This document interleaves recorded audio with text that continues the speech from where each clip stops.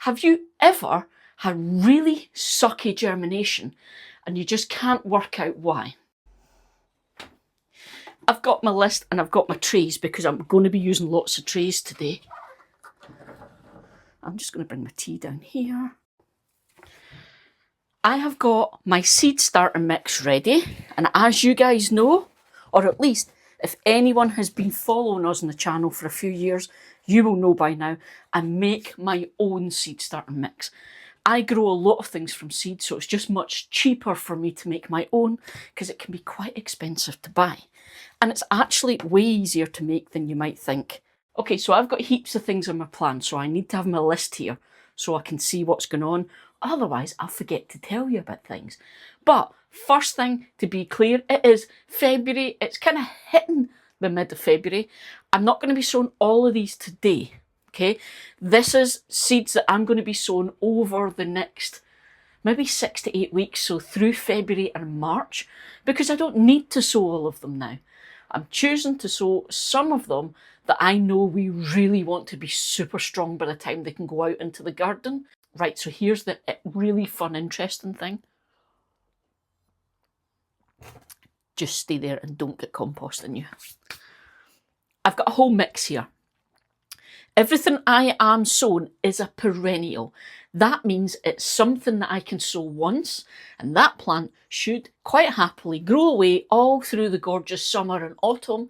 It'll die back over winter, but come back again when the weather is nice next year. Which is awesome, because as much fun as it is sowing all these seeds at this time of year, if I had to sow everything every single year, it would just be too much. So it's good to have a balance. You have perennials in your garden, which are the backbone of your garden, and then you have the annuals that you can change every year and pop in and out as you want to change colours or add a bit of sparkle to an area, and that's your kind of quick hits. Okay, so it's good to have a mix of perennials and annuals. So here's the thing then, seeds. I tell you guys this all the time, seeds don't need all the things you probably think they do in order to germinate and grow. However, sometimes they do need a bit of mollycoddling. So if you ever had really awful germination and you just can't work out what you're doing wrong, no matter what you do, you baby those little seeds and you just get rubbish germination every time, well, it might not be you. It might actually be because some seeds, believe it or not, need a period of cold in order to kind of kick them into germination. So if you don't give them that, you might get really poor or no germination.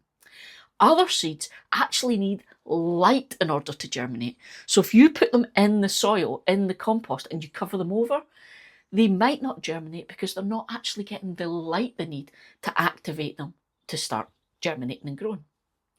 Who knew?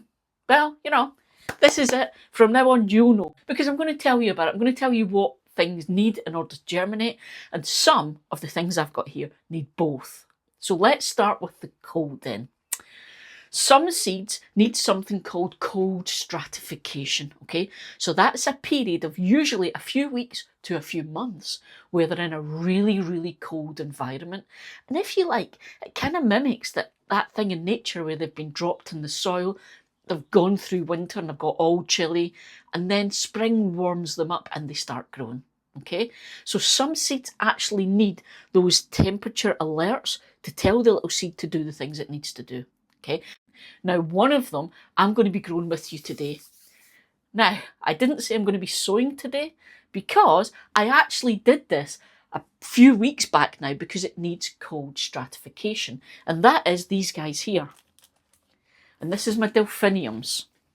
Now, you can see I've got a tray here and I've got the old kitchen towel trick. I've done it on both so that we can see which is best when they germinate. So I did this a while ago. Delphiniums. I'm actually getting a bit of an early go on these because they require a little bit of work before we sow them. And it's called cold stratification.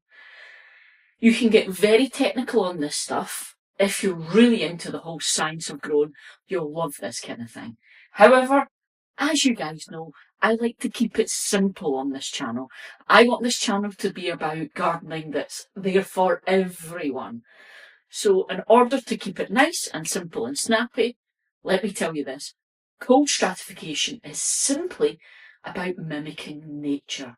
So what I'm going to do with these delphiniums, they need a little bit of cold and moisture for a period of about 2 to 4 weeks in order to do all the chemical magic in those seeds that makes them germinate.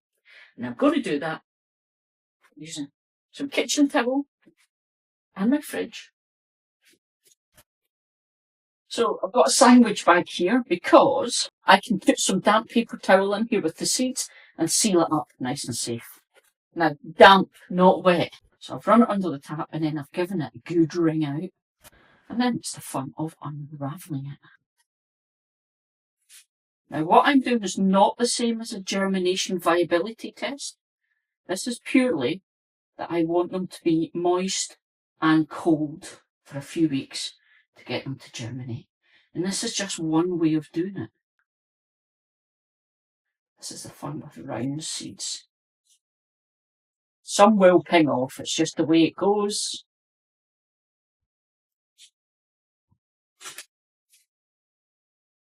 The static of the bag will grab some of them. We'll just put them back. There we go. And again, I'm just going to press that down. So it's all about making sure those seeds are in contact with the moisture. So there we go. And that can go in the fridge. That's one way of doing it. This is the other way. I can put my seeds into this tray with this slightly damp seed starting mix. There we go. And again, I have spoken to you guys about this before. Broadcast sowing. What that means is instead of trying to be neat little lines with just 1 or 2 seeds, I'm actually just sprinkling over the area.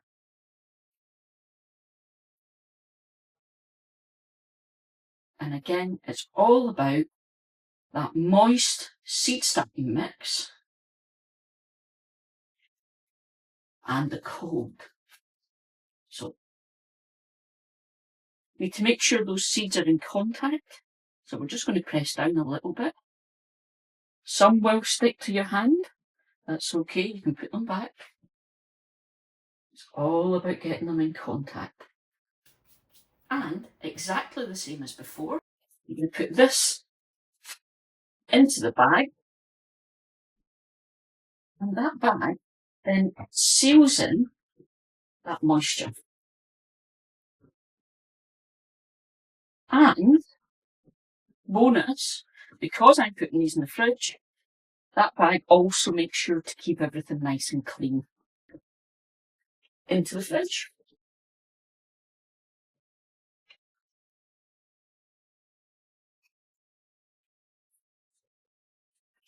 So for the cold stratification with your delphiniums, you want them to be just above freezing.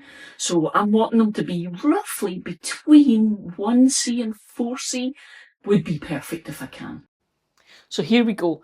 This is the tray of the little seeds. It has been in the fridge. It's still moist because I kept it in one of these bags, so it's kept the moisture in. So it's had that period of cold and moist. Okay. Now what I need to do is get it into somewhere a bit warmer to start that whole germination. But before I do that, these little seeds don't need light to germinate, so I'm just going to cover them over. And then we're going to deal with these ones. Oh, let's just move the tea.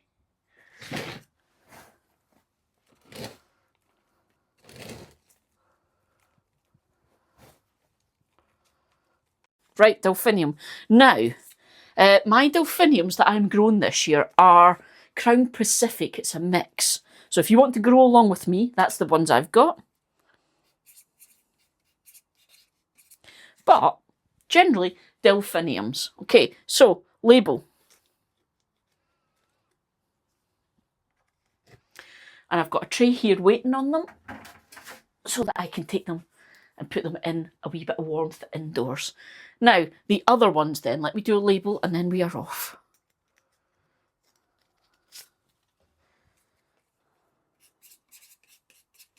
Now what I'm going to do is mark this one because it's from here. So I'm just going to mark it as kitchen towel because we're going to compare the germination. I think these ones will germinate better, but I can't say for certain, so we're going to test it out. Now, here's the thing though, convenience-wise. These guys are already sown, super convenient. They've had their period of cold stratification. It's great, I don't need to do anything else with them. I just bring them out of the fridge and warm them up. These guys, however, I need to now sow.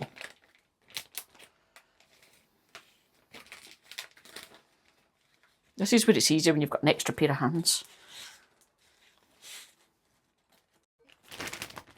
Kate will be glad to have this out of the fridge because I forgot to tell her I had done this and she went into the fridge and found trays of compost in the fridge. Okay, so I've got a tray and all I'm going to do now is transfer my little seeds to it.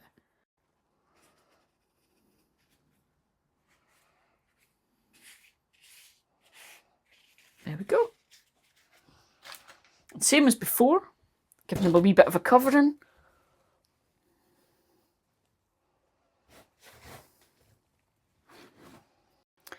And that's my delphiniums that were on the kitchen towel. So that's that one, cold stratification. Now the next one is something I've spoken about a lot on this channel, and it's light.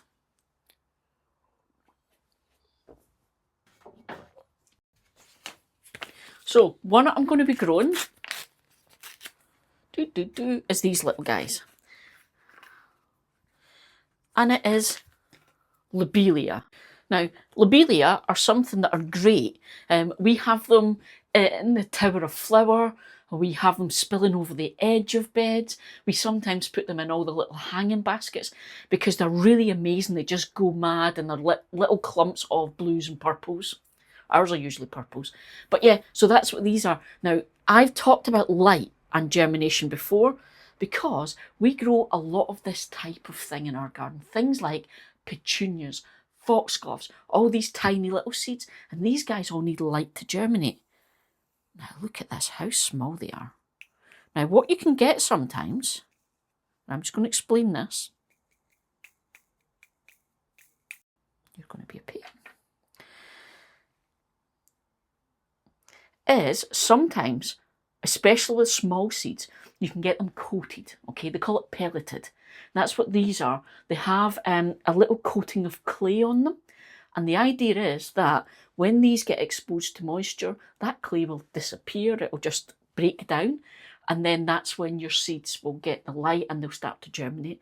Now, it might seem counterintuitive if these seeds need light to get them with pellets on them. And to be honest, usually I don't. If I can get them without the pellets, I will. But the pelleted seeds are much easier to handle because, as I'll show you in a second, when you've got seeds this small, it can get very difficult when you're sowing them. So again, I'm just going to sprinkle them. Now, I'm going to do something interesting with you guys. Just for a bit of an experiment.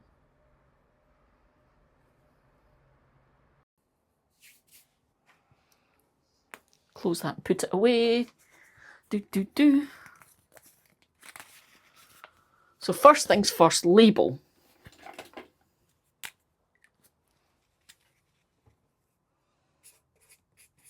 Lobelia.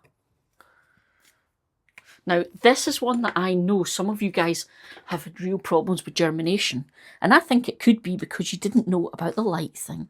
So there we go. Now, here's the thing. This is what I'm going to do different. I need a big label.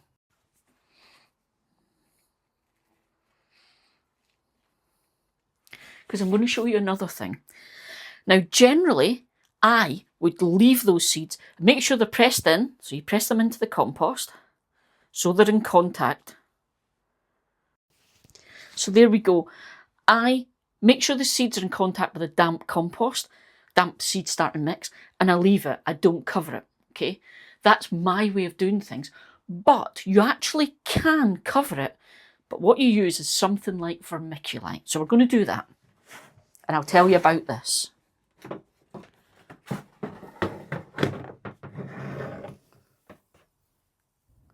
Now, you will see a lot of gardeners do this, and they recommend it. Just a very, very fine dusting of vermiculite on top.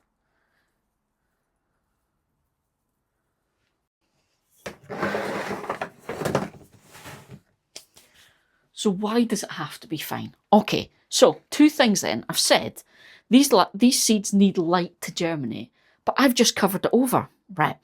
Vermiculite is an uneven shape, so I can cover it over with a thin layer of vermiculite and it will let some of that light through, but it'll create like a dappled light coming through. A bit like if these were all sown in the garden and there's other plants around and they'd get that dappled light caused by the plant leaves that are over them, just moving around. That's the same idea with vermiculite. You can put it on the surface and it will cover them a bit, but it will still allow dappled light in. So, saying that then, why don't I do it? Well, you don't have to do this. It's something that lots of gardeners have done over the years, and it is because this side of the tray will dry out a lot faster. The surface will dry out a lot faster.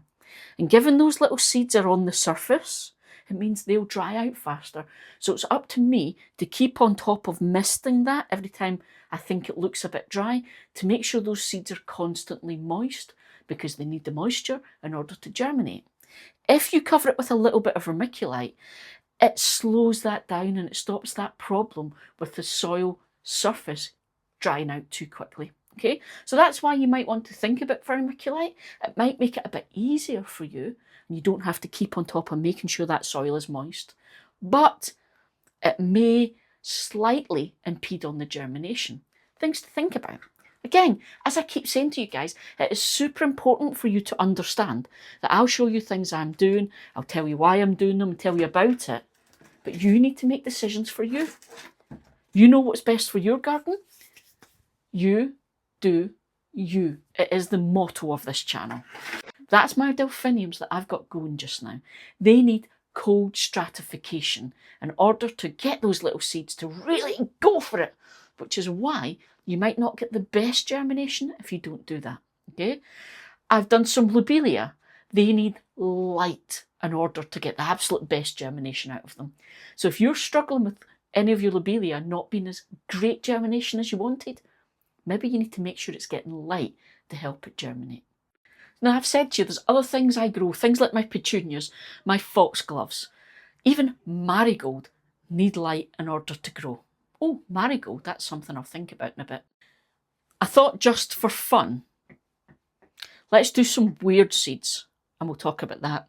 So one of the things, Kate is an enormous fan of calendula, so we grow a lot of calendula. So you can see we've got saved seeds, we've got some seeds that Ian at Grown Local sent us. Calendula are another one that if you're struggling for germination, there's a couple of things to think about, but I want to show you these more because they're weird. So these will do better if they've had a period of cold.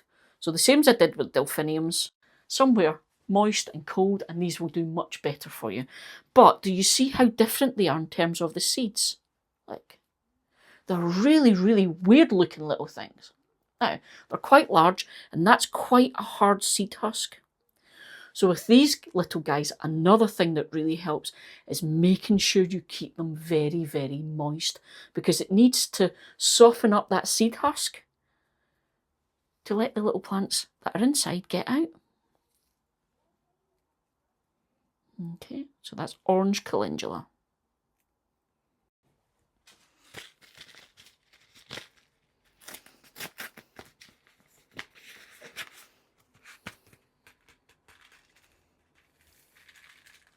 Oh, one's on the floor. There we go. Playtime mix. So it's going to be interesting to see what they look like. Now, these little guys are going to get covered.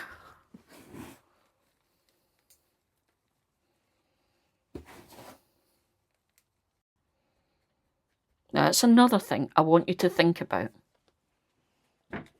When we're covering seeds over, generally, you don't want to plant the seeds too deep, okay? So look at the size of those seeds, and that'll give you an idea of how deep to go. If seeds are really small, they're probably going to want to be on the surface.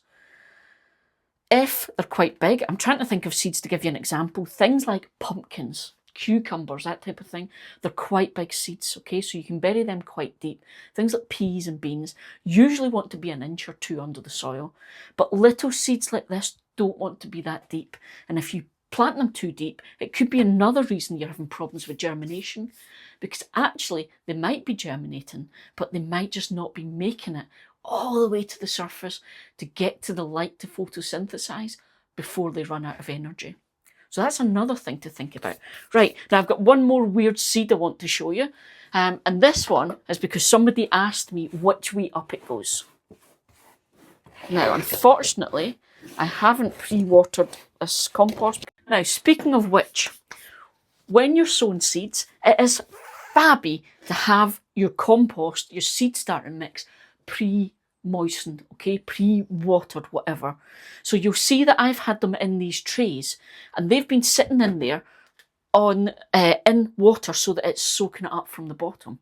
And the reason I do that, and the reason it's such a good thing to do rather than sowing the seeds and then watering, is because when you water from above, it can scatter all the seeds and the compost everywhere and make a right mess, and it messes up all your careful seed sowing.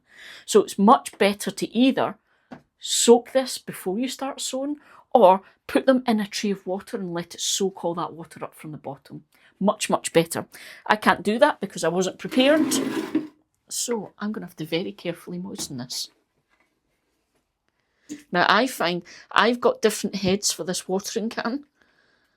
And I find that helps because when you use the rosette head, it's very powerful and it's all different directions. And I find that that actually scatters things all over the place.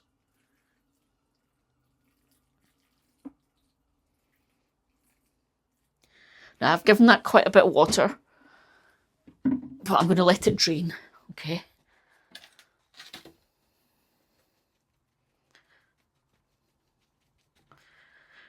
Even up the surface, and where to put my cloth. Okay, another seed I want to show you then, because it's a bit strange looking, and I've had questions about which way up it goes. Now I need to find it.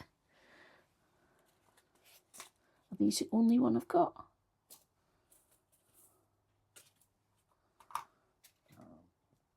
I thought I had more. I've only got two types. It is marigolds. Okay, now, you get different types of marigolds. If you are growing marigolds as a companion plant, you want to grow the French marigolds, okay? Not the African marigolds. It's the French marigolds that work to give off that really strong scent and kind of help to try and confuse insects and things as to where the plants are. So French marigolds. But I want you to see this. These are very weird looking seeds. And there's a reason for that. So I'm hoping you can see, but you see how they are these little long seeds with this kind of fluffy white bit on top. Okay. Now I was asked about this. It looks like you should stick them into the soil pointing up. It kind of has that look, but actually no, you want to lay these flat on the surface. Okay. So you sow them like you sow lots of other seeds. Flat on the surface. Okay. Like this. Even though they look really strange and they should be sticking up. Again, it's that thing. Nature has designed these little guys so that they catch the wind easily and they can be dispersed, but also they'll stick onto the fur of any animals that are passing by. So that's marigolds, okay? Now this is another one. I'm showing you them because they are weird little seeds, okay? But they're also one that does much, much, much better if it's had light to germinate. So these are my French marigolds. And I'm going to sow another tray of these in March. So there we go. It's just some of the seeds I'm doing just now. I'll be back. As you can see, I've got a lot more seeds I'm going to be sowing in sort of throughout February and into March. So I'll give you a shout when I'm doing all of that. Now, quick pointer. I've discovered that quite a lot of you guys are watching on your TVs, and it means it's quite difficult for you to access things like the description under the video. Unfortunately, that's where a lot of links go and things. So to make it easier for you guys, I'm actually going to put the link to the video I mentioned about making your own mix, and I'll put other useful videos in the comments. So look for a pinned comment at the top. But if you're doing that, guys, just a reminder, you'll hear this from everyone, but the dreaded algorithm. So if you're watching on your TV and then you're using your phone or whatever to do comments and things, just remember you have to let the video play through on your phone as well as your TV. Otherwise, you're telling the algorithm you didn't like this video. So if you're going there to like, subscribe, comment, all that kind of thing, remember and let the video play through as well, folks. Okay? And for those of you who have access to all of the normal features, here's some videos for you. Have fun, guys. Let me know, what are you sowing? What kind of funny things do your seeds need then? See ya!